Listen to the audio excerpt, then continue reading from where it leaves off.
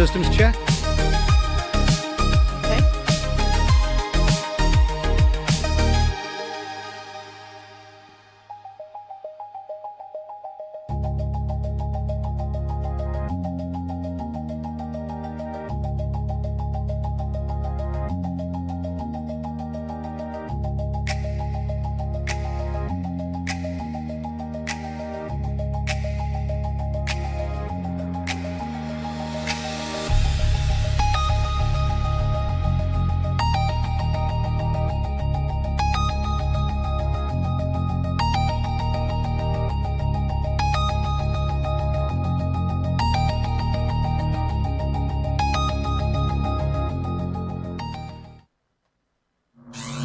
Life forms detected.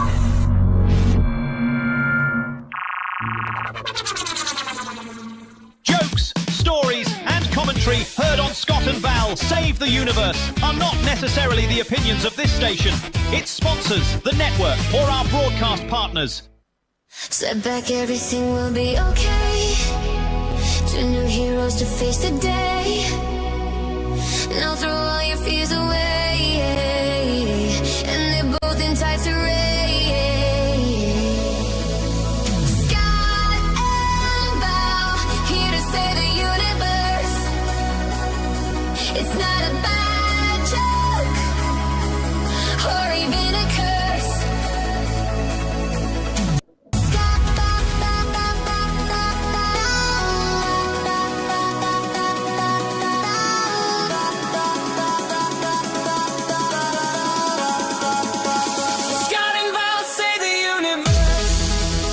Ladies and gentlemen, friends and neighbours, not since Donny and Marie Osmond has America seen a brother and sister weekly entertainment extravaganza like you are about to see and hear. Decades of sibling rivalry in the making, a mother disappointed by both of them, plus some really bad DNA have come together to bring you Scott and Val Save the Universe. Val is looking absolutely radiant, which is impressive, considering she's standing next to her brother, Scott, a man who looks like he lost a fight with a mirror, and the mirror apologised. Good morning. Good morning. Hi, it's Scott and Val Save the Universe, the radio show you should watch on your radio this morning and online with video on YouTube, Facebook, Twitch. We're everywhere. Just look for us. Yes. I think we are across the known universe. Yeah, the known one anyway. The known one. Totally. All right. This morning on our show, Ken Owens, Panic Time in the first hour. Second hour, we kick it off with Alan Milani and national weather. And he does pay some close attention for us in the Pacific Northwest, where it looks like it's a beautiful day today. Yes, Val? It is gorgeous so far. All right. We have Joel Wazinski, Ski by the Sea. This week, what's new on streaming? The Drunk Edition. Oh, yes. Okay. Definitely the Drunk Edition. Yes. Also, a parody video with Val in count them, two cameos. All right. And the second one, I guarantee you, it's the largest coffee cup you have ever seen in Val's hand. It might be the largest coffee cup ever. All right. That's coming up. I think so. And, I love my big mugs. I know. And so that was perfect. All right. We are just minutes away from that. All right. Also today, Nigel, the AI sportscaster with Odd Sports number 5. It's a good one today. He's going to cover Yakusen, which is Japanese snowball fighting competition, like a war, with barricades and everything. We also have a bossa ball, which is volleyball, football, and gymnastics combined. All right. And then only from the UK, duck herding. And in that video, a surprise appearance in Odd Sports by none other than me. Oh. Yeah.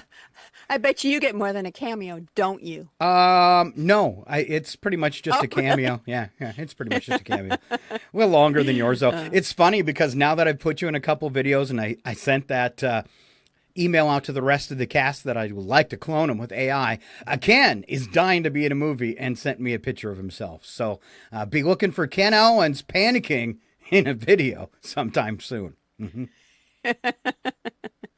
Oh, hey, we wanted to give a shout out to, because it's kind of a lull right now in our new followers. Okay. So we want you to be at the top of the list by just following us on Facebook or YouTube in the next week. Especially if you say hi, make a comment, you're going to stick out a lot. And so please do that. Yeah, please. And we had no new followers from last week to announce this week. So it's wide open to get on the top of the list. And I think since we started the show, this is the first week we didn't have anybody new.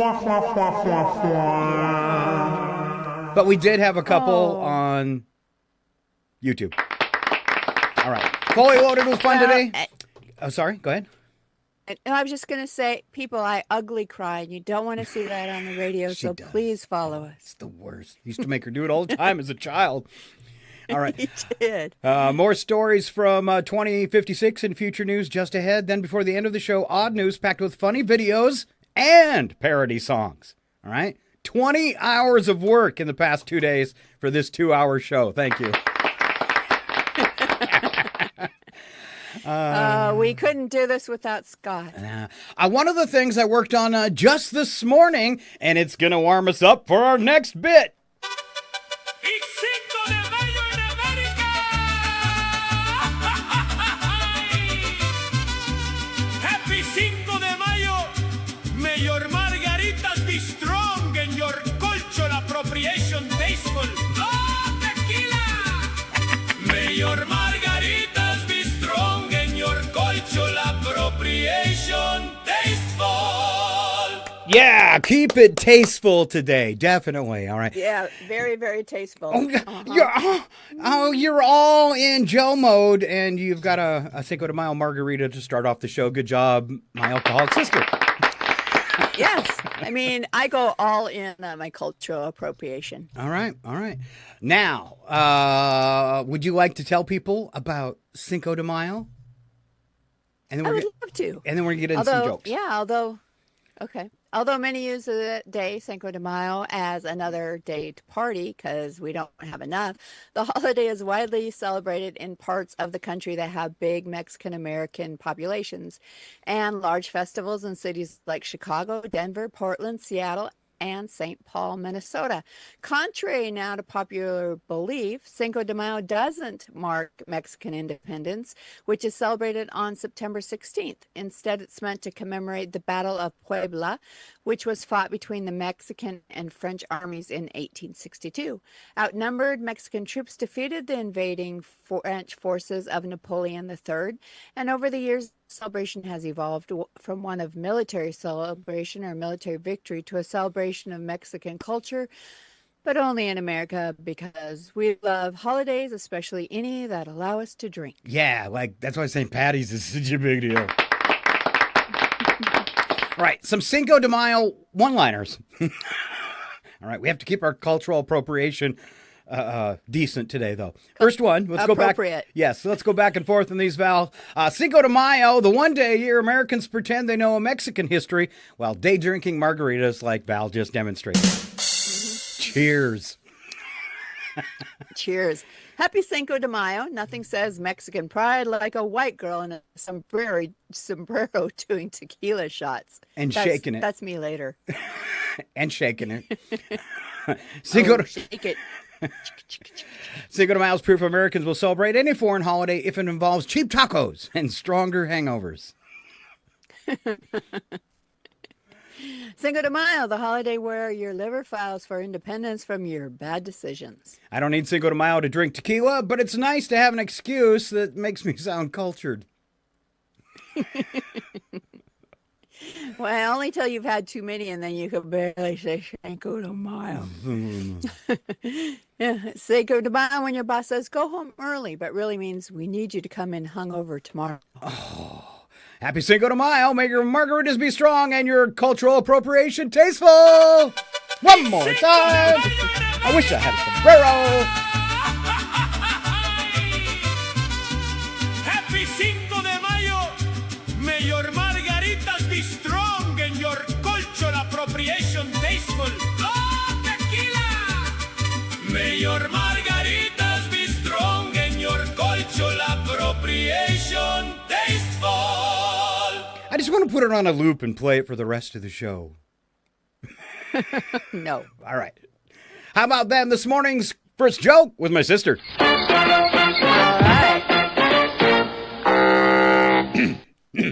All right, everybody. This morning, just rise and shine, or just rise.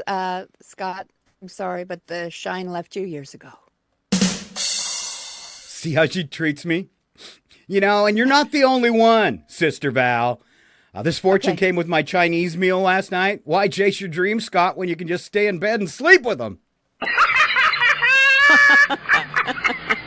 But I'm already doing that. I was going to say the only other thing you're sleeping with. All right. I don't know. I thought it was a joke. I turned in like Sunday night. I was taking a break, and I tuned in to Saturday Night Live, and one of the jokes on the news was that Spirit Airlines went bankrupt mid-flight. And then I find out it was true. Have you heard this? I didn't know it was mid-flight, I guess. Well, I guess that was the joke, but, you know, because they were up in the air. But, yeah, over the weekend, bankruptcy for Spirit Airlines. But if you're a fan of the budget disgusting flying crowd, TikTok had an idea to collectively buy bankrupt Spirit Airlines, and it has snowballed into a campaign that crashed the crowdfunding website. It's drawn so many pledges, more than 36,000 people, and $22 million have been raised. It looks like a group of Americans are going to buy Spirit Airlines, and it's going to be owned by the people, and maybe it'll actually be for the people. And they'll pay, and maybe they'll pay decent wages. Maybe. And then, but you know, we've heard that before, by the people, for the people. And how has that turned out for us? Does that sum it up, Val? It does. All right. A big weekend coming up around the corner. If you need to shop, you better shop. It's our Mother's Day warm-up part 2. All right. And Val, another round of Mother's Day jokes to make mom smile or possibly feel a little bad. Make her realize what her kids really think of her. Yeah. All right. Val, kick it off, and we'll go back and forth on these. All right. Happy Mother's Day. Thanks for giving me life and therapy bills. That could be true for a lot of people. No kidding. Mother's Day, the one day we pretend we didn't ignore your texts for another 364 days. To the world now, you're a mother. To me, you're the reason I need coffee and a stiff drink. Ouch. Mother's Day. Happy Mother's Day. Sorry I was such a terrible kid, but look out how funny I turned out. That was nice. It's called a coping mechanism. Okay. Being a mom is easy. It's like riding a bike, except the bike is on fire and you're on fire and everything is on fire. Panic. Ken could do a panic time on being mom. Maybe you should have done that Mother's Day. All right, Mother's Day reminder. I still can't believe you didn't sell me when I was a toddler. I know, and I begged her to and begged her to. Oh! Wow. I never sat you up, did I? Just for pranks. I never sat you up with Mom. No, okay. You didn't. All right. All right. Thanks, Mom, for always knowing where I was, even when I didn't want you to. Yeah. Happy Mother's Day to the only person who can... What? I was going to say like a Saturday night in Chihuahua. Back when we were kids. Yeah, let's have a moment of silence to remember a Saturday night in Chihuahua when we were kids. Yeah. Let's see. Happy Mother's Day to the only person who can make me feel guilty from the other side of the veil.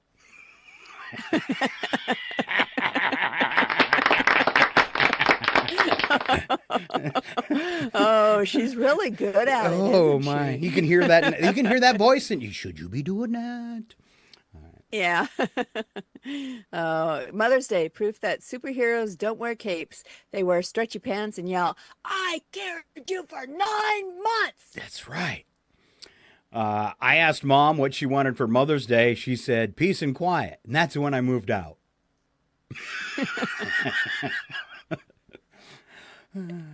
Oh, she made you feel guilty about that too, didn't she? Yep. Motherhood, when your heart lives outside your body and your patience lives in a wine bottle or a margarita glass. I specifically picked that one out for Val. To my mom, thanks for the jeans, the emotional damage. I know, package deal. And we got a bonus. One. Yeah, we got a bonus, 2 savage ones. So you've been warned. Happy Mother's Day. You did great raising me, said no one ever.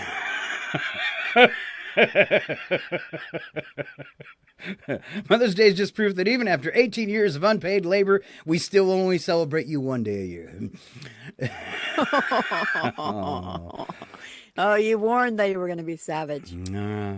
All right, 4 things you didn't know yesterday with my sister Val. All right, the typical American family uses 18,000 gallons of water each year just for laundry. Water, 18,000. It sounded, you broke up for a second. It sounded like you said 18,000 gallons of butter. Oh! At least on my end. What's that for? Water. Okay, it's water. All those homemade rolls. A moose can dive underwater down to nearly 20 feet in search of food. I had no idea. Me neither. This is another thing you didn't know yesterday, Scott. No U.S. president has ever died in May. You know, there's so much I want to say. When I typed that, I was wondering how much trouble would we possibly get in because that statement inside would tickle us. But we do not have the support of Jimmy Kimmel, so we're not going to say anything. No. Let's just say, and finally, I'm dreaming right now. Yes. If you suffer from siderodromophobia, you have a fear of trains. Ooh, tweet. Or toot. Toot. Do you appreciate the fact that I phonetically spelled that for you because I know how you hate phobias? I do. All right. I gotta have to try and say it fast, but siderodromophobia. Yep. All right. Chances are, as we head for summer, you're going to take a trip and fly somewhere if you can still afford it. For sure. If you do, be aware of these things about pilots. Pilots are tired and sometimes sleep in the cockpit. In a survey, over half of pilots, 56%, admitted to falling asleep in the cockpit, while nearly a third, 29%, had woken up to find the co-pilot asleep too. Oh, it should be like, train conductors or engineers where you have to touch the wheel ever so often or this huge alarm goes off, right? Yep. Do you ever notice why they dim the lights when you're landing? Yeah, I have noticed that. It's in case you crash. When a plane is landing at night, they dim the interior lights in case you need to evacuate upon landing as well. All right? Your eyes are already adjusted to darkness, so you'll be able to see better once outside the plane. Interesting. Yeah. Interesting. You'd think they'd leave them on so the search parties could find us. Maybe we ought to turn on the searchlights now. No. It's just what they'll be expecting us to do. 10,000 points for my sister in the queue. Good queue. All right. Pilot power. These are powers that pilots have, Val. Pilots are legally allowed to arrest people, write fines, and even take the will of a dying passenger. Interesting. So the next time I'm at the hospital and they ask me if I have that end of life thing, I'm going to say, no, it's okay. I'm going to take care of it tomorrow. I'm flying. All right. Let's see. Pilots have to eat different meals. No chicken a la king if the co-pilot's already nabbed it. This is in case they get food poisoning. They're not allowed to share either. And I think they learned this from Oh gosh, what was it? It was the airplane movies. Remember the two pilots both took the chicken a la king and pass out, which can happen if you haven't had chicken a la king. Ooh, it'll make you pass right out. All right. I think there's a few left, Val. Will you take these over so I can have a sip? All right. Being a pilot is great. The hours are long, the pay is decent, and the office view is unbeatable until the engine quits. Pilot to passengers. The good news is we're ahead of schedule. The bad news is we're lost. I wish that would happen on a plane. That'd be so cool. Well, it's kind of like our dad used to always say on those Sunday drives, we may be lost, but we're making good time. Especially on the way down when you run out of gas. Oh, if flying is so safe, why do they call the airport the terminal? And pilots don't die. They just run out of altitude, airspeed, and ideas all at the same time. It's so scary. Horrible. It's horrible stuff. All right, we're going to keep going. Hope we don't insult you, but we're going to keep throwing them out and until at least maybe you possibly laugh. All right. Excuse me. Last week, still got that fly in my throat I swallowed. Last week, I had a funny commercial centered around the show. And I don't know, people liked it, but I liked it so much, I turned it into a video a couple days ago. And Val is featured in this video. Val, your video has gotten over 500 spins in just a couple days. Oh. Yeah. So, did they know it was me in the video before they started watching? Yeah, I think I put a note up there when I posted it that said catch Val's cameo or something like that. So we're going to watch it along with you. And here is my sister featured in a new ad for Scott and Val Save the Universe. Are you currently commanding a starship that wheezes like a Sith Lord? Has your hyperdrive developed feelings for you? Sister Stow your fighter? Then you, my increasingly desperate spacefarer, need to visit the Save the Universe Space Depot and salvage. At the STUSDAS, our inventory is storied. A light freighter with a colourful smuggling history and a tendency to leave first and ask questions. Never! Trooper battle gear with minor cosmetic choke marks, nothing a light buff cannot address. And for the spiritually ambitious, a starfighter that will only start if it believes in you. Good luck with that then. Financing is delightfully flexible. We accept credits, rare minerals, or heirlooms of questionable origin. Trade-ins are encouraged. Bring us your broken probe, your haunted helmet, even your estranged clothes. We are not here to judge. We are here to move inventory. One satisfied customer writes, I traded a moon fragment and received a cruiser with 3 escape pods. Another note, it refers to me as captain, statistically encouraging. Ships may be previously exploded, partially sentient, or the subject of ongoing interstellar litigation. Hyperdrive travel may result in time displacement, existential dread, or meeting an earlier, less impressive version of yourself. Warranty void in cases of rebellion, cloaking failure, or your sister stole the ship again! Cup holders are included. Dilithium is not! The STUSDAS, because destiny, frankly, should come with a few surprises. Stop by today. We're just off exit 743X217.4 near the Andromeda Strain, the Save the Universe Ship Depot, and Space Salvage. Off with you then.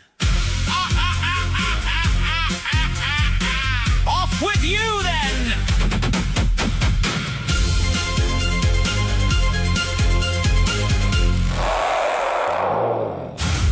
Oh, all right. If you're watching or listening, I should say, on one of our radio affiliates, this is something you want to hit Facebook for or YouTube and watch the full video and see Val's coffee cup. It's worth the minute and 50 seconds just to see the coffee cup, and that is posted on both sites on our reels. And when you watch the blown up version, especially on Facebook, I did it at high res, 1980 by 1020. All the sci-fi special effects in that video they just really pop, and I got kudos online. I really enjoyed this one. I don't know if you noticed it when the guy's standing on the end of the launch platform and the ship goes by, that it's one of the Wiener Dog spaceships from Space 1999.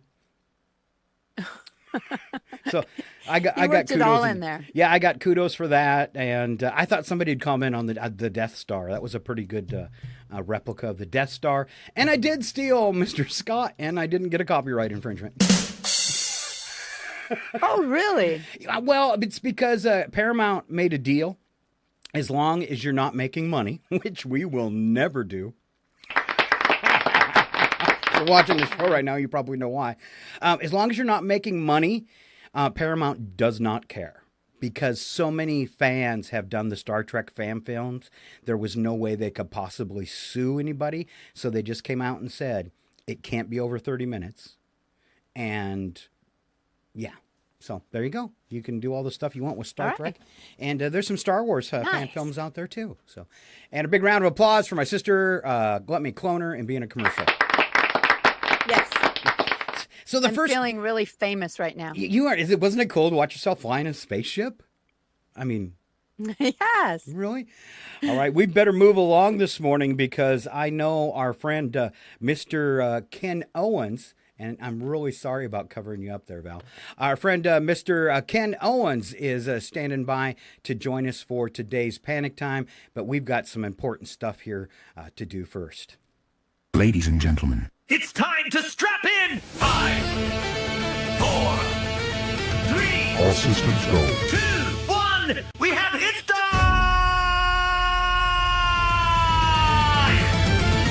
And now it's time for Future News with Scott and Val! Future News with Scott and Val!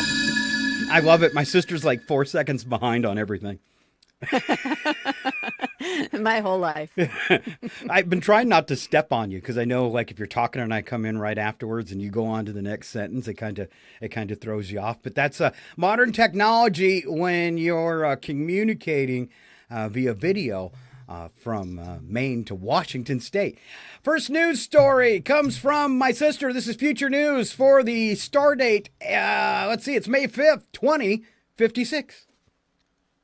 All right, scientists just admitted their miracle universal basic income drone program failed spectacularly. The drones were supposed to drop cash on the poor. Instead, they formed a gang and are now shaking down pedestrians. Economists are calling it unexpected. Everyone else is calling it Tuesday. Tuesday? You know, in 2056, things aren't a whole lot different. You're gonna end up eating a steady diet of government cheese and living in a van down by the river. Mm-hmm. All right, new mandatory happiness law is off to a rough start. If your facial recognition score drops below mildly content when they see you on a camera, police show up and force you to watch old Scott and Val podcasts from 2026 until you laugh. Yeah, one guy in Seattle has been stuck in a re-education van for 9 days because he keeps saying they just aren't that funny. And possibly he's not wrong. Oh, come on. You know, all he had to do is give us a fake laugh like I give you all the time. That's true. That's true. It is creepy, though, that they're still kidnapping people in 2056 with vans. You're gonna end up eating a steady diet of government cheese and living in a van down by the river. All right. Is there something wrong with your ear? Or is that where your margarita is? Well, no, it's I've been having problems with my earbuds today, and so you break up half the time, and I was just trying to decide. It is a cheap earbud problem. Don't spend just $20 on them on Amazon because this is what you get. I spent $19 on mine, and they're awesome.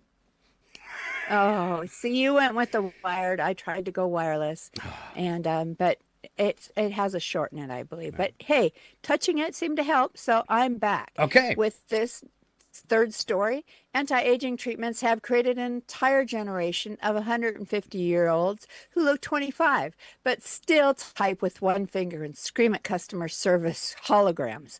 Nursing homes now double as nightclubs where the same geezers who fought in the AI wars are twerking badly to music they still complain about. Nothing scarier than a hot grandpa who still calls it the Facebook. I'm kind of feeling like I'm moving into hot grandpa status, and so I'll call it. Why don't you go on there on that the Facebookers? Good. Grandpa's feeling a little bit better. You fellas been doing a bit of boozing, have you? Sucking back on Grandpa's old cough medicine? And he sends you big hugs and kisses. You better step off, Grandpa. It's exactly the kind of grandpa I'll be. I am, I should say. Val. I thought I just did the Facebook. Oh, sorry. Self-driving. Thanks for keeping me on cue, Val. Sure, old Grandpa. It's not funny. Self-driving cars. It's supposed to be hot, Grandpa. I'm sorry. Yeah, remember, hot Grandpa. Now, thank you not to be sarcastic. I know you've had a bad day and you probably feel very bitter. Just shut up and pay attention. Val. You are mean to me. Yeah. You insult me and you Yeah. don't appreciate anything that I do. That's right. Oh, yeah. All right. See, folks. All right, self-driving cars finally achieved 100% safety. This is 2056, by the way, by refusing to go anywhere. They've all parked themselves in perfect rows and started a silent protest movement against reckless human passengers. Traffic is non-existent today. If you're thinking of getting out your antique gas guzzler, remember, the gas is only sold now in eyedroppers at Trumpsicle fuel stations. Have you heard of Trumpsicle fuel stations? No, I haven't heard of that one, but I'm not surprised there's such a thing. Yeah, it's new, and I actually have their first commercial. Are you ready? Trumpsicle. Trumpsicle fuel. Trumpsicle. We stole all the oil back in 2026, you twits.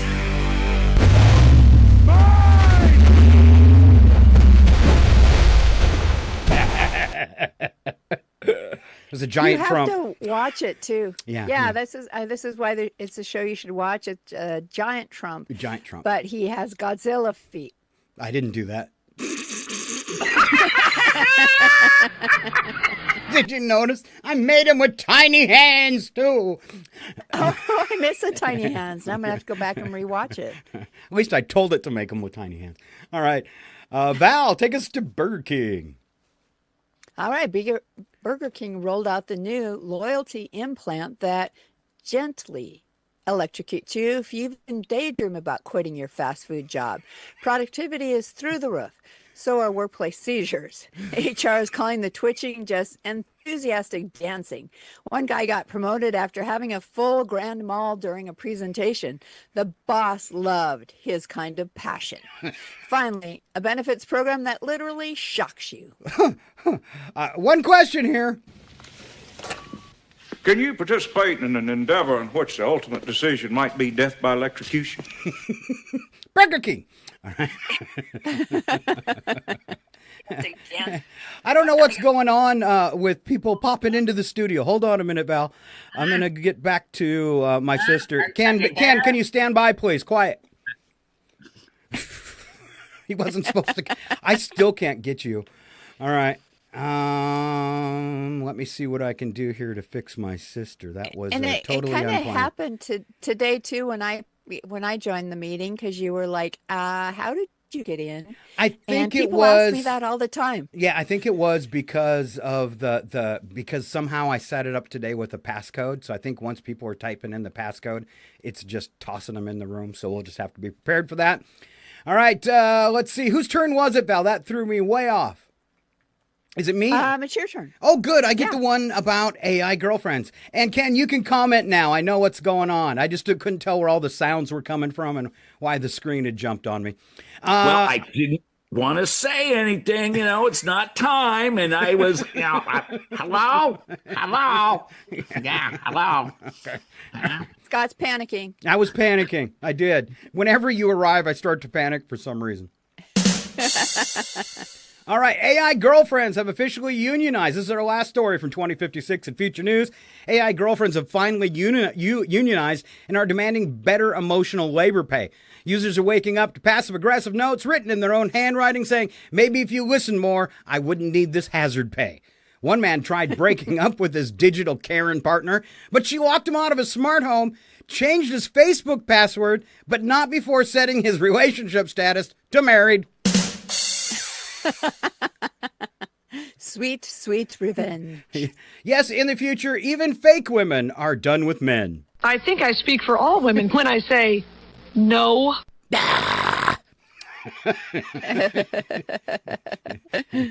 Val, I'm sure you have some kind of insult for that, but I'm not waiting for it. All right. Get ready. Wait for it. It's panic time. Calm down. It's not the end of days. And now, your panic time host, Ken. You kids, get out of my yard. Owens. Hey, you kids, get out of my yard, Owens! Yeah, Mr. Ken Owens in panic time. Woo. Well, here we are, everybody. Well, first of all, Ski by the Sea, he started something, and everybody's got cocktails today. This is crazy. Yeah, well, it's Cinco de Mayo, but before we get going, hey, Carrie's Kitchen has been following us. Couple comments on Facebook. Oh, I will go Kitchen. Look. Thank you. Yes, got to mention them. Yes. Her, yeah, them, good her. job. Anyway, they've been on there, and hey, so. We got 18,000 gallons of butter. I'm thinking, oh my God, just slim as that's a lot of lobsters. That's a lot of French bread. That's a lot of cholesterol. And then you said, oh, it was water, and I'm like, oh, thank God, I'm gonna live another day longer because that is artery clogging amounts right there. But oh, how delicious! Everything covered in butter. All right. And then, your pilots. There's nothing better than butter. The butter. The butter, the better. The butter, the better. Anyway, the pilots, can they marry people? Why can't they divorce people? You're fighting on the plane and they come out to you and they're like, hey, you two, I'm separating you. I just divorced you. You're done. I wish I could have used that 3 times. No kidding. You got to fly the right airlines. And by the way, if Spirit Airlines is going out of, they're giant flying bananas already. So maybe that baseball team, the Bananas, should buy them. They're already painted. They look like bananas. They're flying, yes, bunches of them, bunches of bananas. Yeah. Anyway, today, I'm getting all crazy.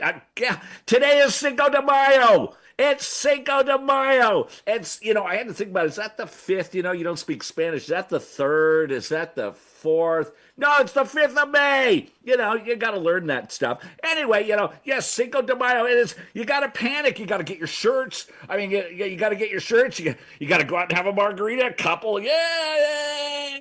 The mariachi bands are playing.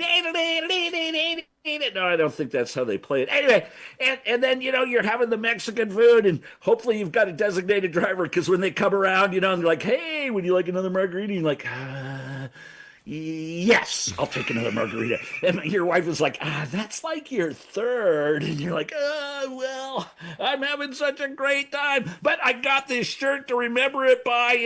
Do you wear your Cinco de Mayo? Do you wear your Cinco de Mayo shirts? Do you only put them on Cinco de Mayo? Or do you proudly wear them the rest of the time? You go into your favorite restaurant and they're like, yeah, you're sporting my shirt. Yeah, I'm sporting your shirt too. Anyway, remember, Cinco de Mayo. That's why you get margaritas with the extra shot of tequila. Well, you're working it. So anyway, everyone, Cinco de Mayo, don't worry. You can still go out and celebrate today. And actually, you can celebrate tomorrow and the next day. They'll still sell you the great shirts. If they have any, you got to get them one other thing. And you can still get the great food. But go out and enjoy the day. Spend it with some friends, and support your local Mexican restaurant. And hey, they've got some great deals, some great music, and you don't have to worry about 1862 and the whole battle with the French thing. That's because no one's talking about it at the table. No, they just want to talk about spending it with good friends. So remember, Cinco de Mayo, it isn't so much about celebrating. Well, wait a minute, it is. It's about celebrating. Anyway, I'm going to give today's show 3 shot glasses. Challenge is on, Joe. So 3 shot glasses for today's show. Anyway, everyone, just have a great day. Be safe and enjoy. This is Panic Time with Ken. And, well, I'm going to be out having some margaritas. So, yes. Anyway, that's about it. This seems like it's a big deal for you, and you really enjoy this holiday. I don't want to ruin it for you. Do you know that it's not real, that they don't celebrate it in Mexico? No, it's a holiday. No. I mean, it's yeah. I mean you mean They don't- my counterpart down they're raising their glasses, aren't they? Yeah. No. No. If you go down to Mexico today and say, "Hey, it's Cinco de Mayo. Do you got any specials?" They're gonna go, "What? You're American." Well, thank God I'm not going to Mexico then, because celebrating like it's not 1992, whatever that is. Yeah. Anyway, and then I may end up in my van down by the water eating cheese. All right. Don't eat cheese, so you never know. All right. Will you give us a little dance on your way out, Ken? You mean like this? Yeah. Here it comes. Are you ready? Yeah. Yeah. Here it comes.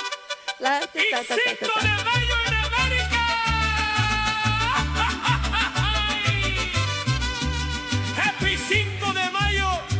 May your margaritas I'm gonna dance like Trump. I'm leaving. Bye. May your margaritas be strong and your cultural appropriation tasteful. There you go. Big round of applause for the one and only Ken Owens. All right, if you're watching today, I did this thing on Zoom where you require a passcode, and we usually don't do that because we let anybody in.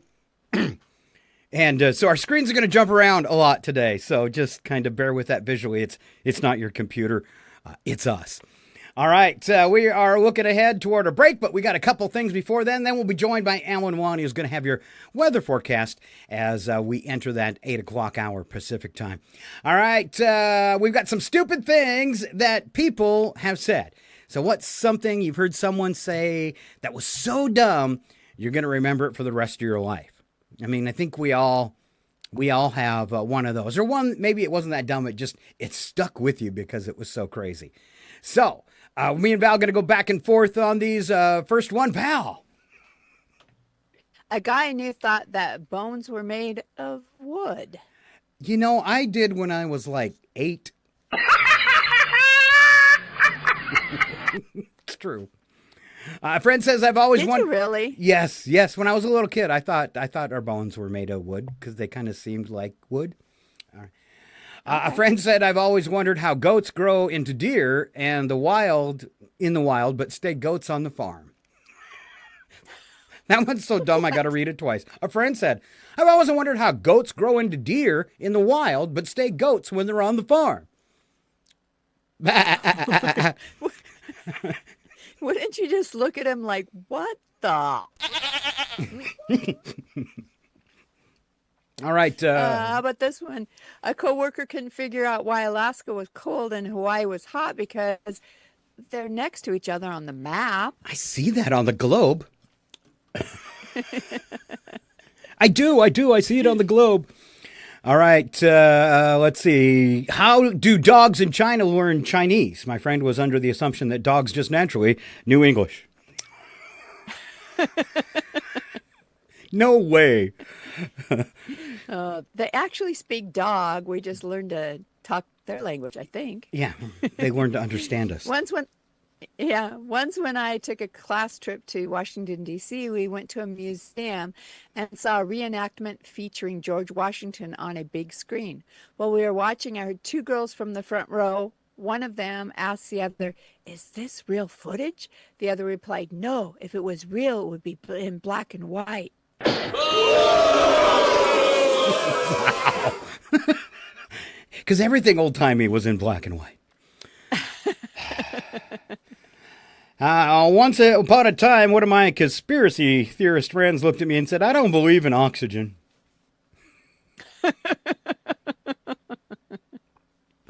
How about that climate change? How's that working for you? Yeah. At KFC, one woman was surprised to learn that buffalo wings were made of chicken. She actually thought that buffaloes had wings. No, that's Red Bull. Yeah, that must be where her confusion set in. Could you imagine? We were talking about what if animals could fly a couple weeks ago. We missed that one. What if it was a buffalo coming in on you from the Buffalo? sky? Yeah. All right. Last one. Woman in my office asked whether another woman A woman in my office asked another woman if The Martian with Matt Damon was based on a true story. And the other woman said she wasn't sure. I want to know where these women work, and hopefully they're not your pilot. Totally. I hope they're not the pilot. All right. Were we gonna check and see what Carrie's Kitchen said to us today? Yes, I'm not sure what this one. She said the chat is a great place to let others agree. And she said, much love to you, one and all. And then she had, it's like an ad for Spalding's. And I think she's talking about the salvage yard. It's like an ad for Spalding's. Yeah. And if you know who Carrie is, you get the comment. Okay. Carrie G. We'll give her that. We'll give her that. All right. Misunderstood words and phrases as we go to break. These are probably things you might feel guilty of, kind of in the vein as the other ones we just did. Stupid things people say. First one up. I always thought that when wait staff asked super salad, they were talking about some sort of super salad. Actually happened to Dad and I can't pull up his name. Shots. They were at some restaurant, and somebody said to Shots whether he wanted super salad. And he goes, "Yeah, I'll have a super salad." All right, let's rattle through these. LMNOP instead of LMNOP. I thought an LMNOP was a special version of the letter P. It took me over 20 years of my life to realize that all intensive purposes isn't even close to correct. It's all intents and purposes. I cringe to think how many times I use all intensive purposes in my university papers.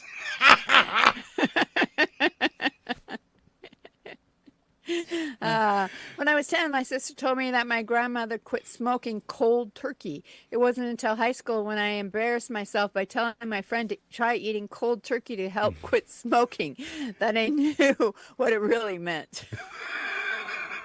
Grandma smoking the turkey. Yeah, wild turkey. As a kid, I misinterpreted the term death sentence. I thought that the executioner actually spoke a sentence in your ear that killed you if you heard it.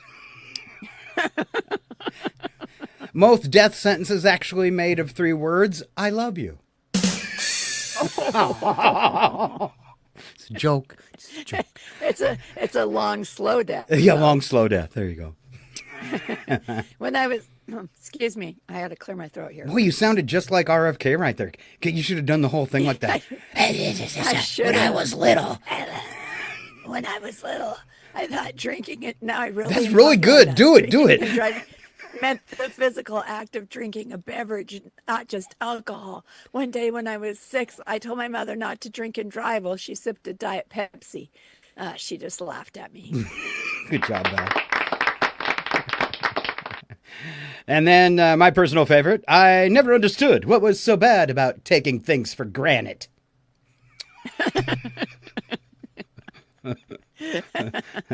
That's just too good. Granite you have. Yeah, that's amazing granite. All right, it's time for us to do a little thing we do where we give radio stations a chance to thank their sponsors and let Val refill on margarita. Would that be the deal, Val? Yeah, I think it's the deal. Thank you for remembering. All right, you're welcome. I wouldn't want to cheat you out of anything today on our show. Mm-hmm. All right, we'll be back just a little bit with Mr. Alan Milani. Stay right here. Scott and Val Save the Universe will be right back. They're probably heating up a chocolate teapot. I hate this job. It's total bollocks, isn't it? Their mum must have been real knackered after raising these 2 wibble-wielding squiffies.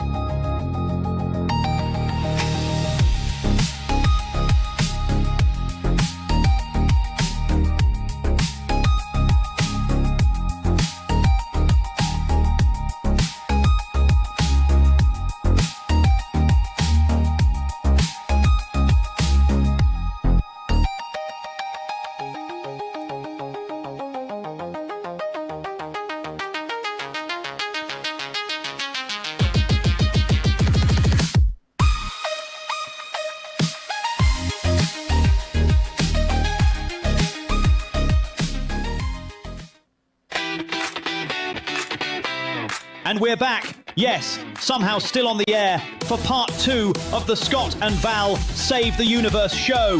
The only program brave enough to tackle cosmic chaos, armed with opinions, questionable logic, and absolutely no official clearance.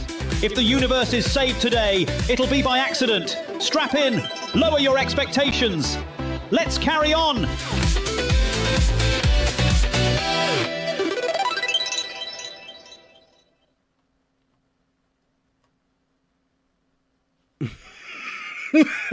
You're not going to believe this, Alan. I don't know what it is about your track, but I played it and it disappeared again. Welcome back to the show for part 2. We're getting all the little goof ups in quickly today. And ladies and gentlemen, the one and only Alan Milani joining us for his whacked out weather. I'm never using Uncle Phil's Starship rentals ever again. Oh, man. All right. Does it make you feel bad when your thing doesn't fire off for you? Where are we going with this, Scott? I'm just asking. Does it make you feel bad when... No. Okay. Because if you, I'm looking really hard trying to find it, and if it made you feel bad, I would of course play it immediately for you. Are you absolutely sure, Alan? It's good. Are you sure? I'm positive, my friend. Would you tell me it made you feel bad? Probably not. Okay. It's time for RFN weather. Here we go. Here with your national weather outlook is Alan Two Shoes Milani.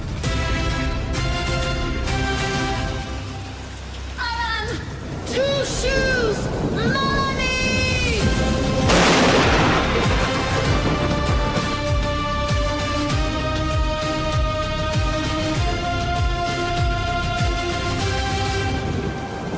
Welcome back for part 2 of Scott and Val Save the Universe. It's time for weather with the one and only Alan Milani. That's better. That's way better. That's too far overboard, Scott. Okay. Sorry. You guys ready? We are. All right. Today we're looking at warm above average. This is for the inland Northwest, by the way. Okay. We're looking at warm above average temperatures, mid-70s to low 80s across much of the region. A few morning clouds near the Cascades, then sunshine taking over this afternoon. Honestly, it's a perfect day to get outside, assuming you don't take fashion advice from Scott, who still dresses like he's preparing for 4 seasons at once. Right? Layers are great, Scott, Those but layers.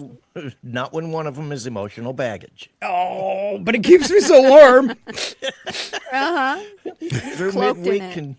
Through midweek, conditions stay mostly dry and pleasant. By Friday, a weak system slides in, bringing cooler temps, mid-60s, and more cloud cover. The weekend is going to be gradually warming up again with some sunshine returning. So basically, the weather has commitment issues, kind of like Val when she says she's just going to have 1 cup of coffee. Or one of these. Oh. A martini. Nice. Is that a martini or Margarita Val? for Cinco de Mayo. It's 5 o'clock somewhere. Other side of the planet.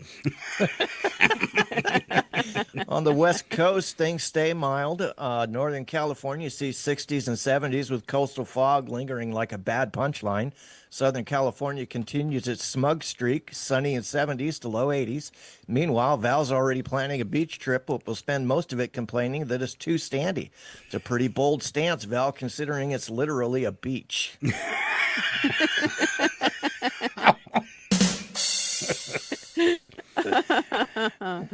The Rockies are getting a late season snow event. Yes, snow in May, especially across Colorado and Wyoming. Several inches possible in some areas. So if you thought winter was over, surprise, it's back. Kind of like Scott trying to explain the same joke twice because no one laughed the first time. Sorry, Scott. Yeah, whatever. Now I lost my place.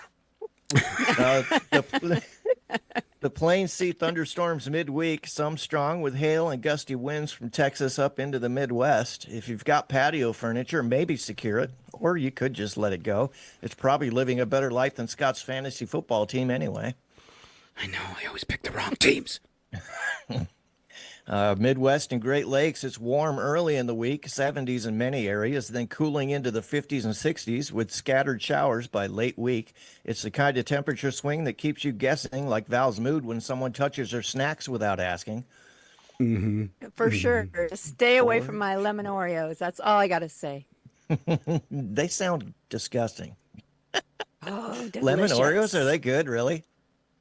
They are really good, but hey, if you think they're disgusting, you won't touch them. So we're good there too. I'm not a fan of mint either, so you're okay with those two. How about lemon mint Oreos? Lemon mint Oreos? No. Shake that off like a bad mud puddle.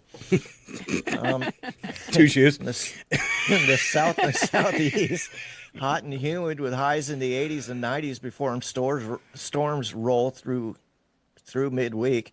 Some storms could be severe, so keep an eye on the radar and maybe don't rely on Scott to interpret it. Last time he saw a storm cell, he asked if it needed to be charged. I'm into electronics. In the Northeast gets a warm start. Highs near the 80s, then cooler, cloudier, and wetter conditions move in by Thursday and into the weekend. So yes, you can break out the summer clothes, but don't get too attached, kind of like Val with her New Year, New Me resolutions. That's right. I got to be ready for that, beach weather. Amen.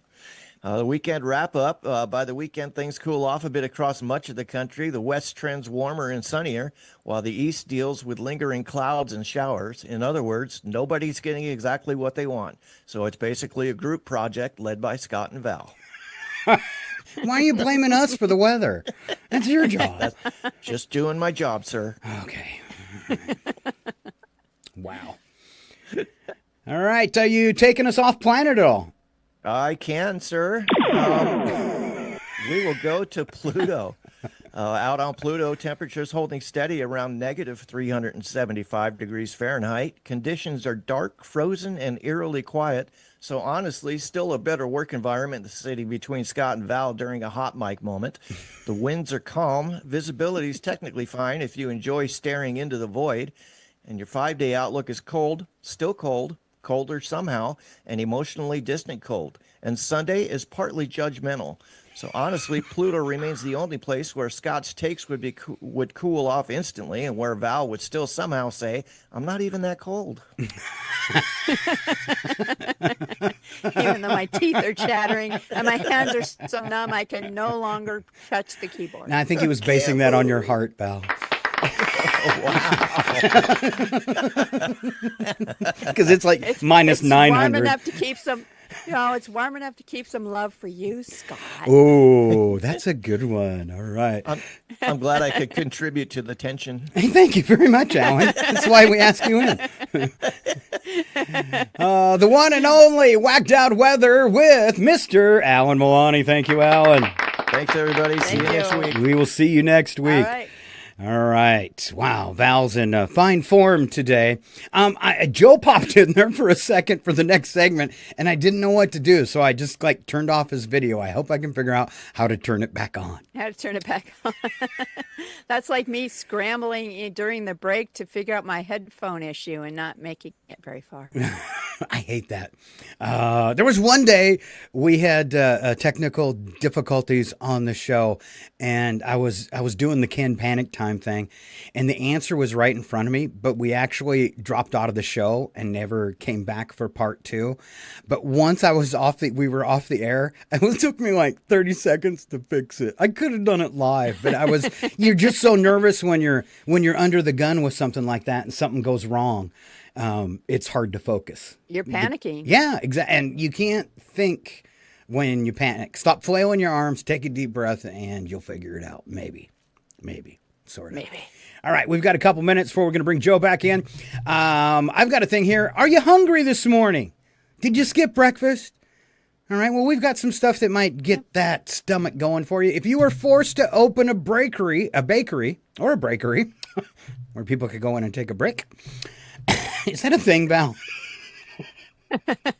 We all need one. I'm opening my own bakery. All right, a bakery. Some suggestions from the citizens of Reddit. Val, would you like to do the first 4? Sure. I'd combine it with a flower shop and call it Buns and Roses. Ooh, I like that. I do too. How about Much Ado About Muffins? Okay. Rolling Scones. Rolling Scones. What a great band. Another good one. Yeah. And Glazed and Confused. Ooh. How about this one? Beauty and the Yeast. That doesn't sound good. No. That was when I was like, no, bad choice. All right. Bake My Day. It's okay. This is wrong too. The Pie Hole. That way when it's closing time I could yell, "Shut the pie hole!"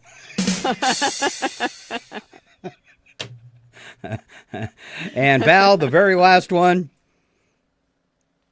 Bake to the Future. Which is perfect for the show, yeah. Yes. Okay. Especially our, little segment on odd news from 2056. That's right. All right, let's do opposites because opposites attract. All right, some more back and forth with what's the worst thing you've ever eaten? Val? Ooh. Fermented shark meat. Fermented shark meat. All right, these are from other people. Think in your head, what do you think the most disgusting food you've ever eaten could be? Yep.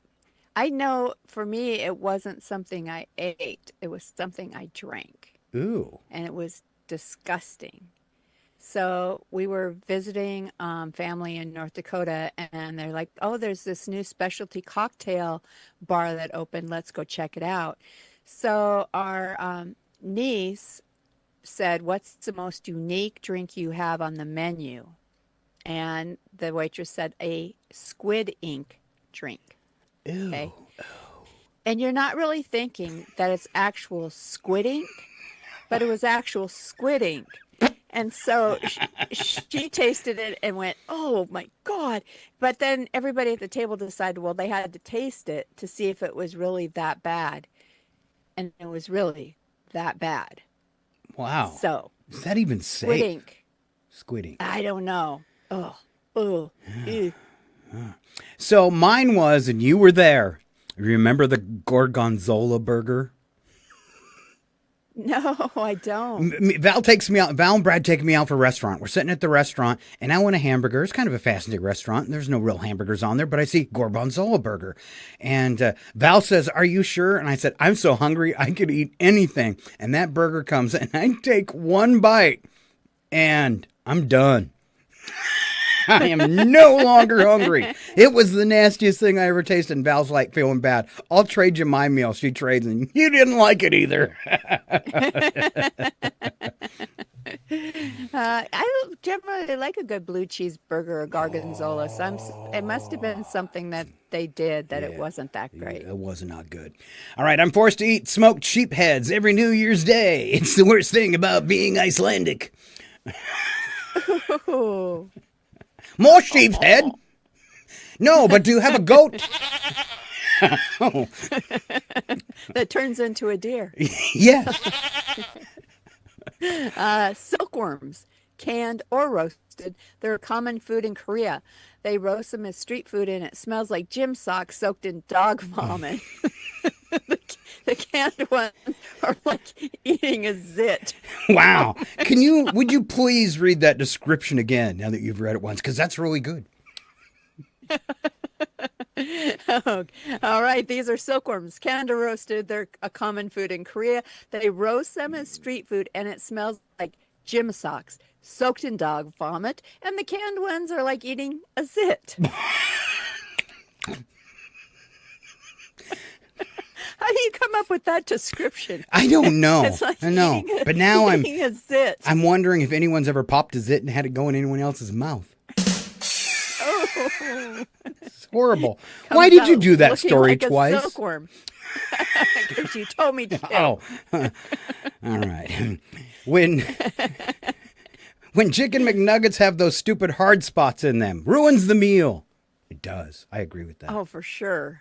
Oh. This person said I was eating Doritos one time and I got this one that looked like a piece of charcoal. Tasted like two. I wasn't paying attention at the time, so I ate it. Couldn't get the taste out of my mouth for hours. Oh, it was probably a piece that fell on the bottom of the machine, been there for 10 years, and somehow bounced back up and ended up in a bag.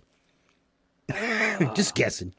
All right, last one here of worst thing you ever eaten. This person said, I made macaroni and cheese once, and I used, well, who uses this in their mac and cheese anyways? But he says, I used expired mayo in place of the milk.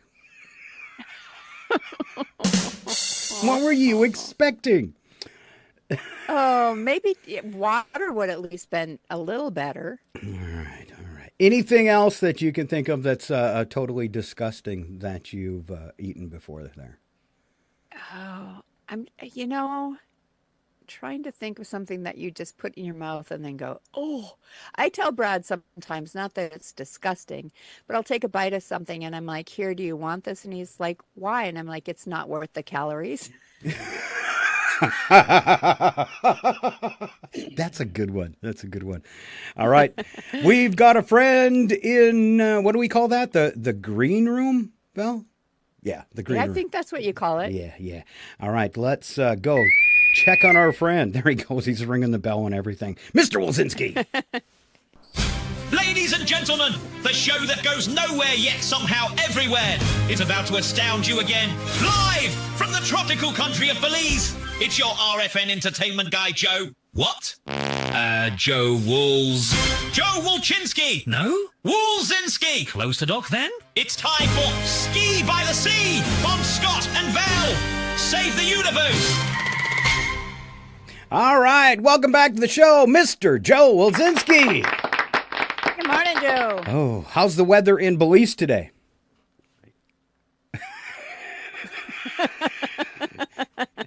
Gotta unmute your mic so we can laugh at you. No, my mic is unmuted. I was just, you guys play with me, I'll play with you. Good morning, Paul and Val. How are you doing today? We're doing great. We're starting off with 10,000 points there, buddy. All right.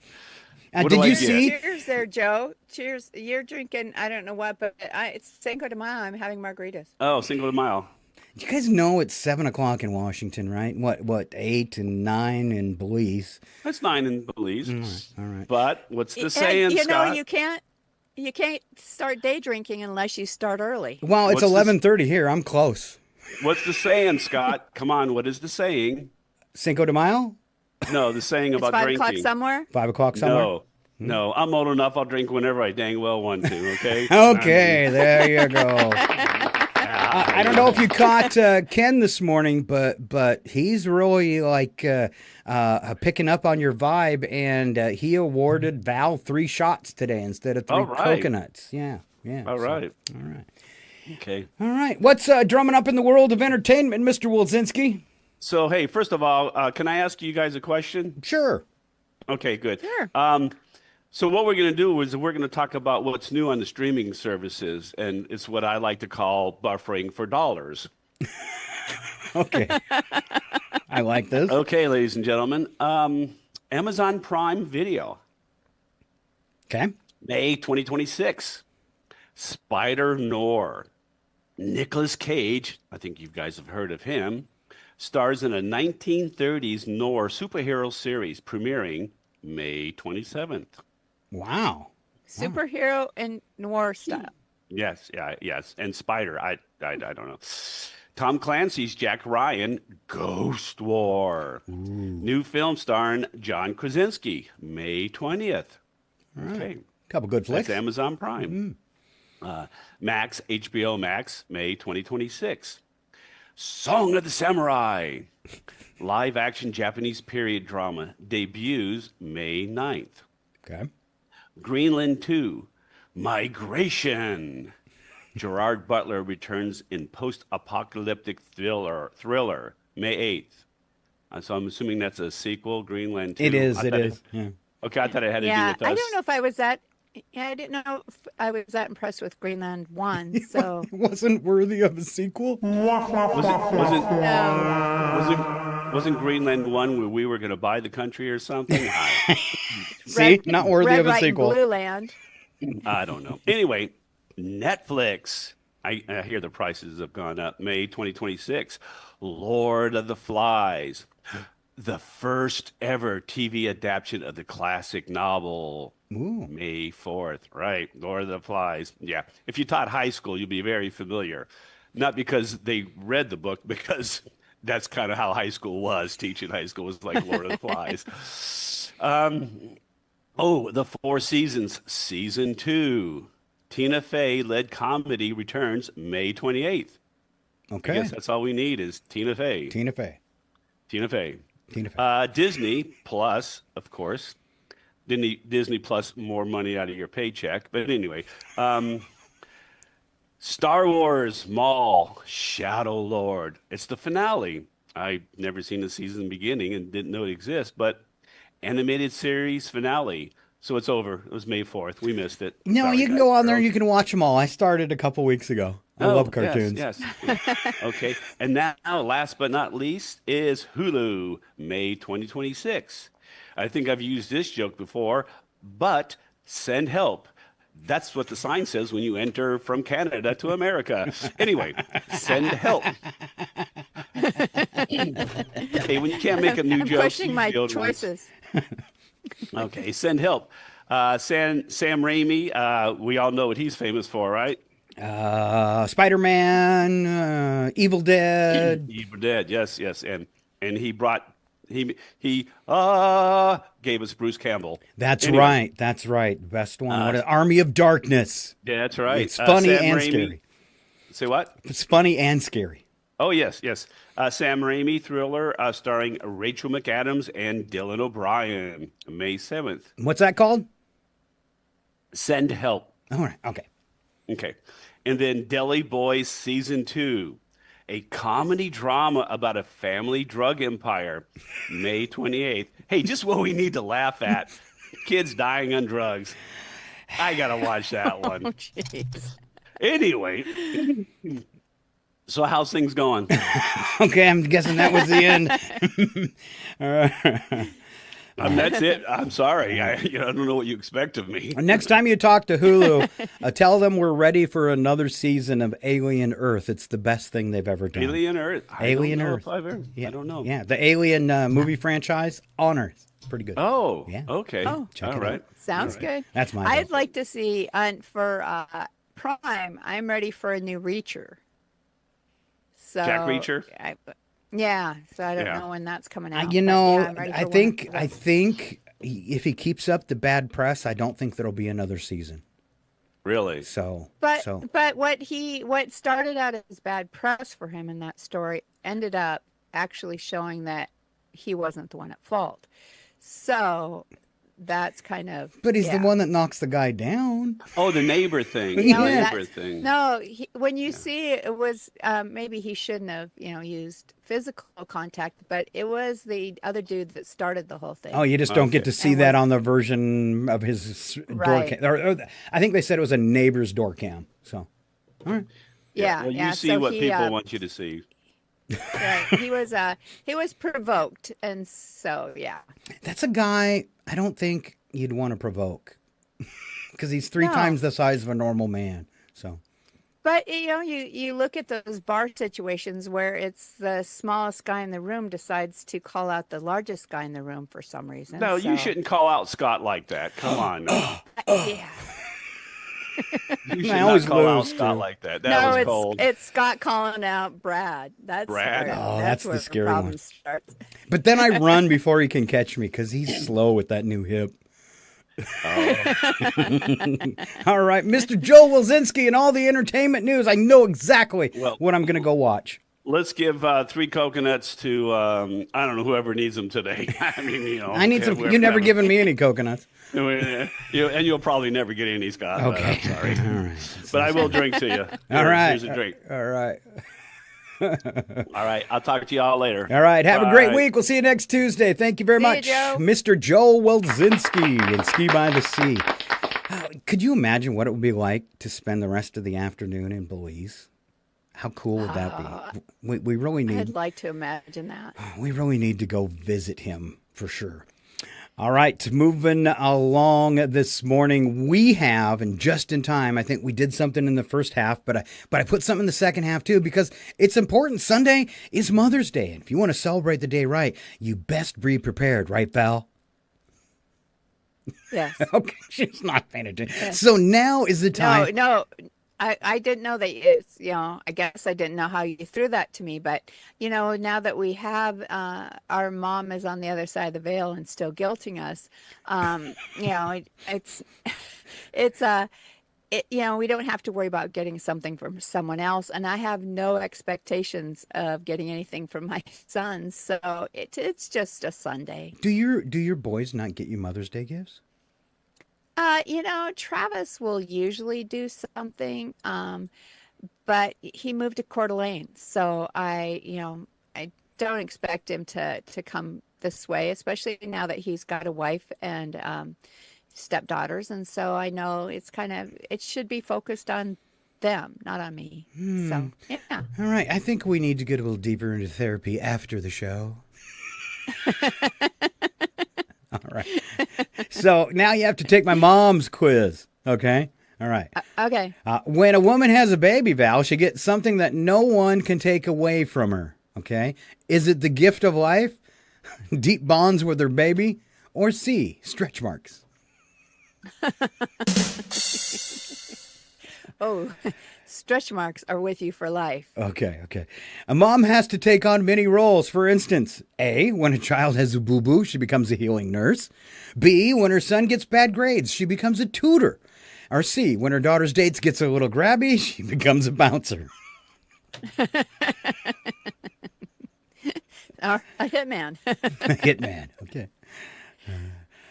Mom is always dispensing important advice. The most critical advice of all is A, remember to try and do your best, and I always love you. B, it's important to treat others the way you want to be treated. Or C, don't stick that up your nose.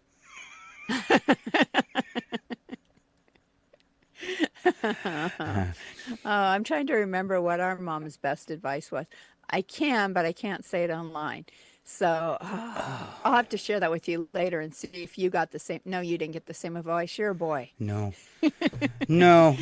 Mine was, from my mom, it was, I think I can say this much, how to avoid pregnancy. Huh. All right. Mine from Dad was way different. Let's just say both of our parents were a little off the hook, and now you know why me and Val are a little off the hook. I wish I could tell dads. All right, Val, last one. I wish I could tell moms. We might have to do a special Friday night podcast only version of the show so we could tell those stories. All right, Val, will you do the last one? The last one, because it's all about wisdom. All right. With age comes wisdom, and with wisdom comes mom's quiet assurance that her children will grow up to be important members of the community. That's A. B, her children will grow up and become successful in whatever they do. And C, her children will grow up and have kids of their own and have to put up with the same garbage she did. And that's the true one. C, definitely C. I hope your kids treat you exactly the same way as mine do. My daughters spoil me rotten on Father's Day. Aw. Yeah. So always.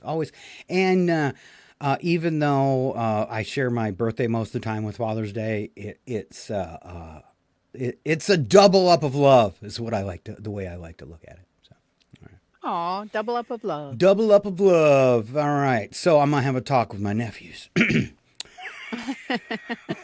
Like I said, I have no expectations. All right. And Matt has his own family now too. I just don't have any expectations. I want them to remember. You worried about that? I want them to remember. You're worried about them? Their girlfriends, not me. Oh, well, yeah, and if your girlfriend's a mom or your partner or something like that. Exactly. Okay. Yep. All right, we're going to take a little refresher here. We promised this earlier. This is Odd Sports Part 5 with Nigel, our show AI, and he's pretty good. All right, this one does include me at about the 1 minute point, so watch close. It's time for me! I'm Nigel Wobbleton Teacup the Fourth, your superior AI sportscaster.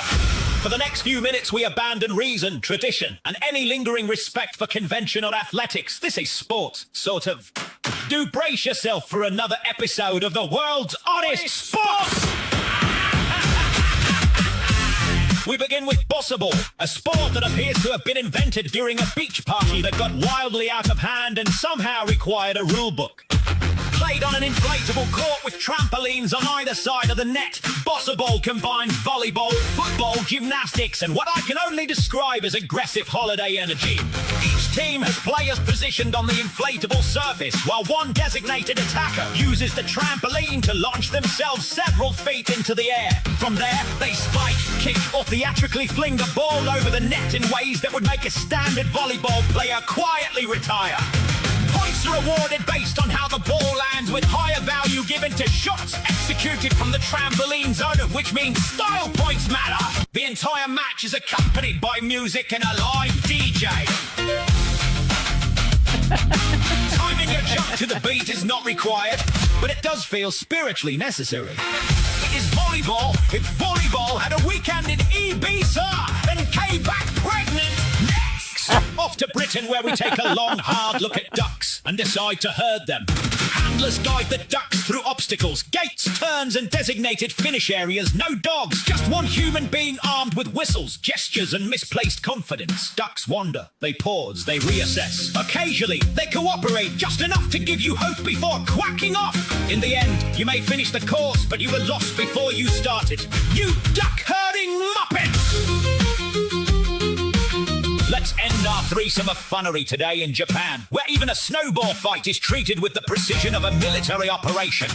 Yukigassen features 2 teams of 7 players competing on a purpose-built snow court. Each match consists of timed rounds with 2 clear paths to victory. Eliminate the opposing team with snowballs or capture their flag. Players wear helmets and numbered bibs because this is not a game for children. This is organized for adult-sized twits. It's less playground scuffle and more winter chess if chess involved frozen ammunition. And that concludes our tour through the sporting world's more questionable decisions. From beach acrobatics to negotiating with ducks to tactical snow warfare, one thing remains clear. Humans will try anything. I've been Nigel. This is RFN, and you've been remarkably tolerant. Off with you then. Now go! Now go! Now go! No! No! There you go, and Nigel on Odd Sports. So there was a DJ and they're riffing the tunes. Did you see that? I did. I'm kind of keen on that Yagasen. I like that. Snowball Wars. So one thing I didn't have time to work into that news story was they get each side of 7 people only gets 90 snowballs.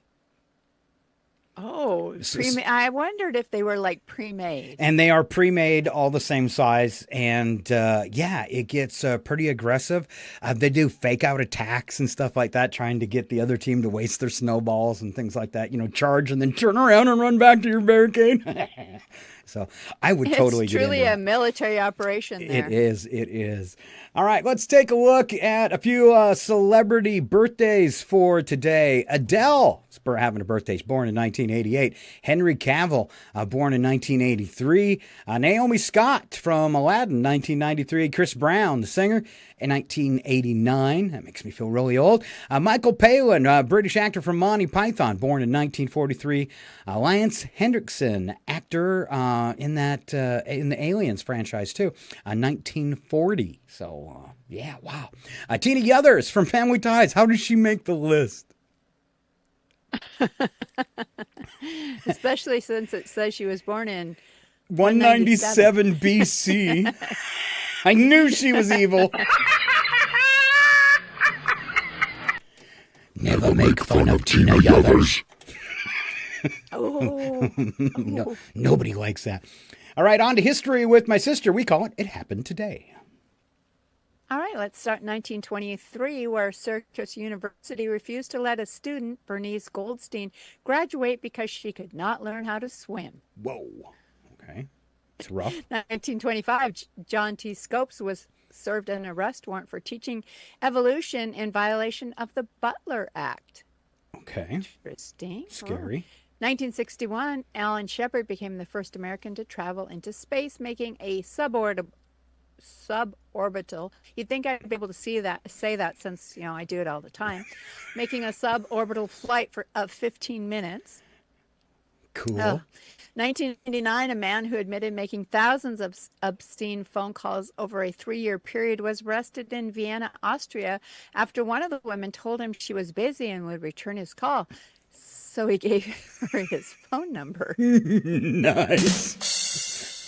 Yeah, I'll give you my number and then call back and offend you later. Sure. Yeah. 2004, Picasso's 1905 painting Boy with a Pipe sold for $104 million at Sotheby's in New York, setting a new record for an auctioned painting. Wow. We'll go on to 2005, where a 38-year-old suburban New York City man allegedly admitted to police he drank 10 beers before lighting a commercial-grade firework inside his house, blowing up the house and burning himself and a female companion. A sheriff's spokesperson said the firework, designed to spread a pattern up to 50 feet across, was set in an 8x8 room. Oh, that's fun. Oh. It's like that time I was shooting them off the boat. It's almost safer now. 2009, a new study revealed that the French spend more time at the table and in bed than other nations. I thought it'd been the bathroom. Because they always go wee-wee. The delay is killing me. 2015, Prince William and Catherine, Duchess of Cambridge, announced the name of their baby girl, Prince Charlotte Elizabeth Diana. And finally, my last one, 2018, an electric cigarette exploded, killing a man in St. Petersburg, Florida. It was the first U.S. death from a vaping product. What? Wow. He must have hooked up a car battery to it. I don't know. Those lithium batteries. Wow, Unless scary. it was a lithium car battery. So I was charging one on a solar panel in the sun and was doing it outside because I was kind of worried about this particular solar panel because I was thinking it wasn't shutting off when the battery was reaching fully charged. And those, mostly like your yard lights that are really bright, use a 3.7 volt lithium round battery. It looks like a giant AA battery, like 3 times the normal size. And I was charging one of those with the solar panel, and it exploded and literally shot up off the table 6 feet when it exploded. I mean, I was like, I was maybe 10 feet away. Bam! I jumped and I see the thing flying up in the air, and the whole light flew up in the air and came back down. Everything melted and scorched. And then it continued to burn because it's lithium. So yeah. Oh yeah. We have a friend who's a police firefighter, and he shows us some of the videos of lithium battery fires, and he said you just have to stand back because you can't put them out. Wow. All right, holidays and goofy events as we head toward today's odd news. Revenge of the 5th, the follow-up to Star Wars Day. May the 4th be with you, because we can't get enough Star Wars. It's of course. Hug a Shed and Take a Selfie Day, a quirky day encouraging to take selfies with sheds. And I got a new one. I'm going to do it. Oh, I think you should. Yeah. Totally Chipotle Day, celebrate the smoky chili pepper. National Cartoonist Day. Museum Lovers Day, visit a museum and appreciate your local history. National Hoagie Day, enjoy a submarine sandwich. Sandwich. They're always good. A good sandwich is always good. A day to recognize manicurists. It's Nail Day. Go, ladies. Oyster Day, not to be confused with Octopus Ink Day, which is tomorrow. If you want another cocktail, Val. All right. Poem on Your Pillow Day, a romantic fun day to leave a poem for someone. They're going to be real creeped out when they get home and see mine, though, since they don't know me. I was trying to make you choke on your margarita. And it's National Astronaut Day, celebrating astronauts and space exploration. And we'll participate in that. Thank you very much. Mm-hmm. And Val, did you know it's Cinco de Mayo? Oh, really? I better go get a margarita.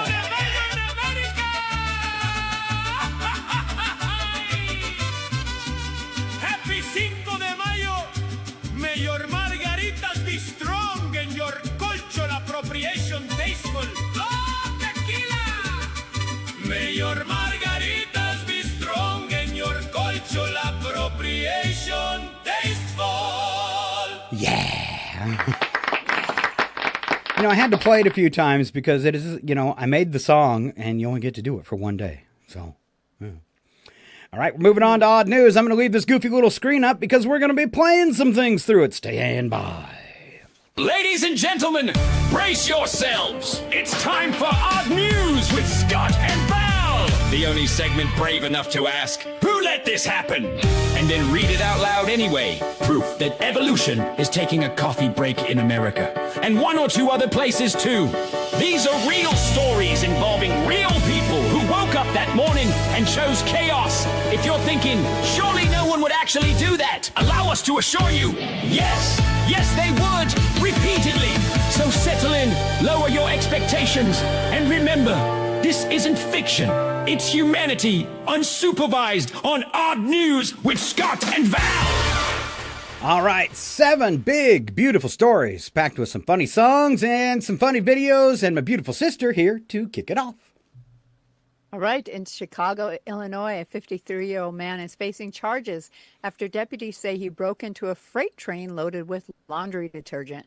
Authorities say a police drone spotted the suspect climbing into the rail car, opening it up, and tossing boxes of detergent onto the ground like he was stalking the world's least exciting black market.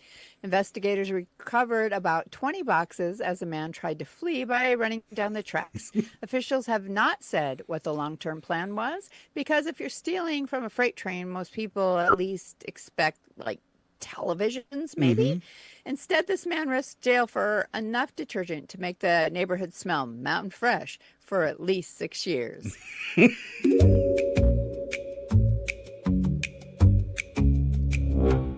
Chicago midnight, creeping down the line, 53 and feeling like a criminal mastermind. Ride that rail car, open under moonlit skies, started tossing detergent like a coupon paradise. 20 boxes flying, cops up in the air. Drone said, buddy, we can literally see you there. Took off running hard, but the ending was bleak. Now he's mountain fresh until about next week. Most thieves chase cash, TVs, or fame. He stole enough detergent to brighten his shame. All right, off to Scotland we go. Air Scotland. Police were called after witnesses reported a man misbehaving strangely with a garbage bin. Oh. I edited this. Court proceedings heard the man was allegedly seen naked by a trash bin eating cardboard from it. He later told authorities he had lowered his trousers to take a look at some injuries. Is that what you call him? The explanation did not fully clear things up. He was sentenced to unpaid community work. At some point, each police officer asked himself where their career took a wrong turn. And somewhere in Scotland, a garbage bin has trust issues.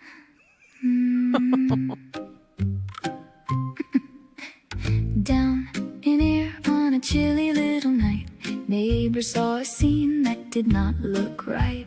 Man by the bin with no trousers to show, eating cardboard like a late night show. Said he was checking injuries, that was his defense. Nobody that found it made much sense. Wheelie bin romance, what a tragic song. Every choice here somehow went wrong. Now somewhere in Scotland under moonlit skies, a trash can sleeps with trust issues in its eyes. That's wrong. What's that guy doing in our trash can, honey? Don't look, but it was too late. Yeah. Oops. In New York City, a group of teenagers reportedly forced their way into a Manhattan church during what police describe as the latest speedrunning social media stunt.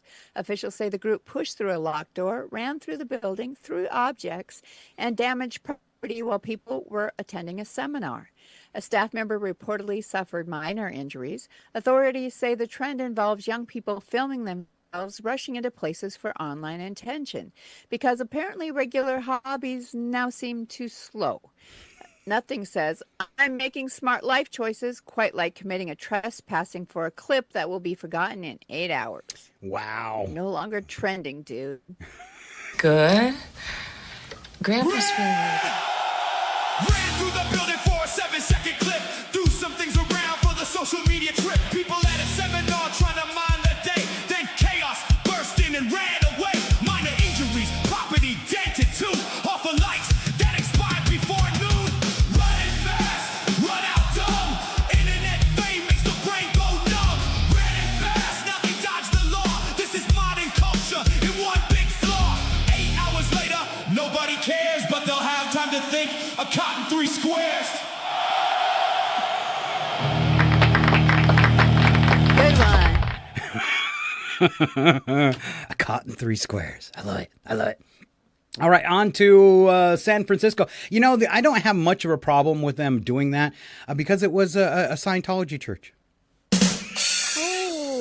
I'm just joking. Okay. It's still wrong. It's still wrong. It's just a joke. Still wrong. Still wrong. In San Francisco, police used a drone to help arrest suspects connected to a series of gold robberies. This one in particular, a gold chain robbery near a school. Investigators, the officers were watching a vehicle believed to be tied to several crimes when with the drone following the movement from above. Plus, the suspects reportedly tried to move around the neighborhood without realizing the sky had some eyes on them. Police recovered stolen property and made arrests. Criminals used to worry about witnesses, but now they have to worry about being caught by a hovering police camera with some amazing eyesight. San Francisco sunlight, gold chain gone. Suspects moving slick, thought the trail moved on. Police had a drone with a patient little hum, watching every turn like, wow, they're so dumb. They ducked down alleys, crossed another street, never knew the sky had them on repeat. The sky was watching every move. That tiny buzz had something to prove. Criminal plans looked pretty bold till the drone said, nice try, hand back the gold. Do a little trip back to the 60s. All right, Val. Oh, I liked it. All right, this one's got an insult at the end. If you pause and you don't want to say it, I will. Okay. Okay. All right. All right. A social media post involving seashells turned into a full legal headache this past week. Federal prosecutors announced charges against former FBI Director James Comey after authorities said a now deleted Instagram post showed seashells, which is kind of hard to say, showed seashells arranged to read 8647. Officials say the post was interpreted as a threat. Comey later apologized and said there was no violent intent to the president. Imagine being hauled into a national controversy because of decorative beach debris. That may be the first time in American history someone got in trouble for aggressive coastal crafting by an infantile man with a god complex who just happens to be our president. So I heard they were going after Comey again, but I had no idea it was because he arranged seashells to spell 8647. And what's so silly about that? They were saying he was, he was advocating for violence against the president. 86 means you're banned for life. Yeah. It doesn't mean any type of violent. You're banned for life. Yeah. Val's been 86 from several bars, and no one ever tried to kill her for it. Exactly. They weren't advocating violence. They were just, saying you've had one too many margaritas, Val. It's just going to get worse because he's going to keep attacking people because his approval rating has dropped down to 32% as above this morning. I'm still amazed. There's almost a third of Americans that still like this creep. Well, and I don't know if he posted it on Truth Social or if he said it live, but he said anybody who talks bad about him will be sorry. Oh, here we go then.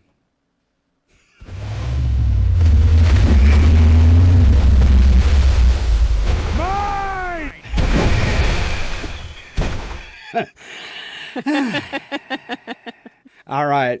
Another story here at a school event in South Korea this past week. Organizers attempted a mass paper airplane world record, but ran into problems nobody fully anticipated.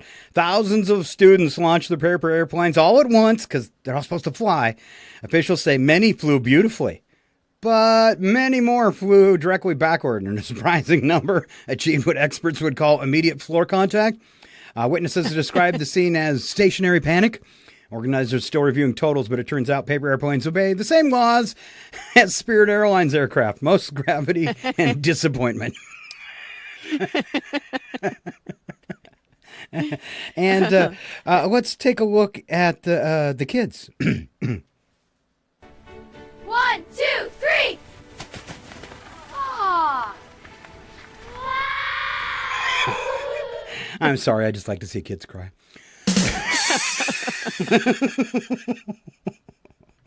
All right. The last story about a snake, and it's all yours, Eve. All right. In Brisbane, Australia, shoppers got an unexpected surprise when a live python was discovered curled up inside the front of a vending machine.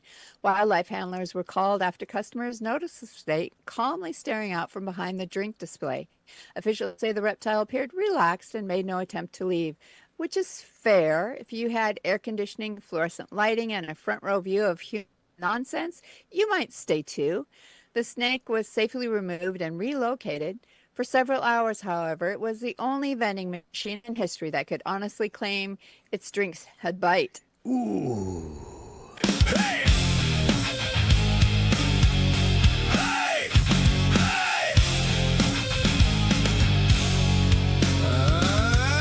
Curl behind the glowing rose, calm as a king while the panic grows. Cold air humming, fluorescent light, front row seat to humanity at night. Didn't move much, just watch the scene, probably judging every caffeine fiend. Snake in the vending machine tonight, coiled up cool in a supermarket light. Venom and Black Mamba are energy drinks, but Python every bite and squeeze to give you 40 winks.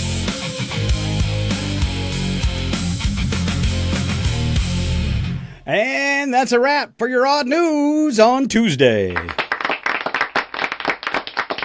I want to thank you for being here, for listening. If you missed any part of the show, you want to catch some of the videos that we played throughout the week, we cut it all up and put it in individual snippets.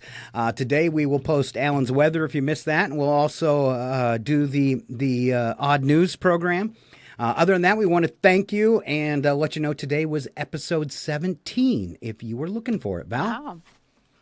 Yeah, so you have lots of different shows you can watch, not just today's. And if you go out to see what we're up to and how silly we can be sure to say hi and like and follow, because we will mention you here on the show. You can be part of this epic adventure. There you go. All right, we've got a bunch of shows racked up, so we started streaming 24 hours a day on the Rogue Frequency Network. You can find those channels at Rogue Frequency Network on YouTube and Twitch. And we also changed the name of our Facebook page to match that Rogue Frequency Network. So easy to find. Other than that, have a great week. Val, any closing words? Just have a wonderful day. Don't drink too many margaritas. And if you do, call for an Uber. There you go. Have a great day. Step back, everything will be okay. Two new heroes to face the day. Now throw all your fears away. And they're both in tights array.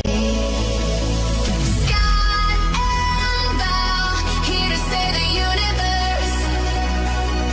It's not a bad joke, or even a curse.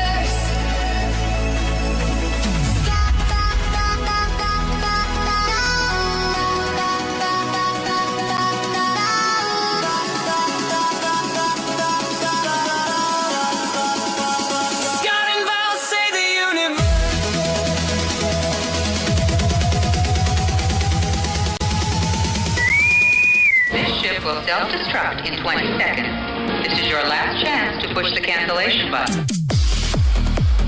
Engage. Don't forget, Catch Scott and Val here every Tuesday morning at 7:20.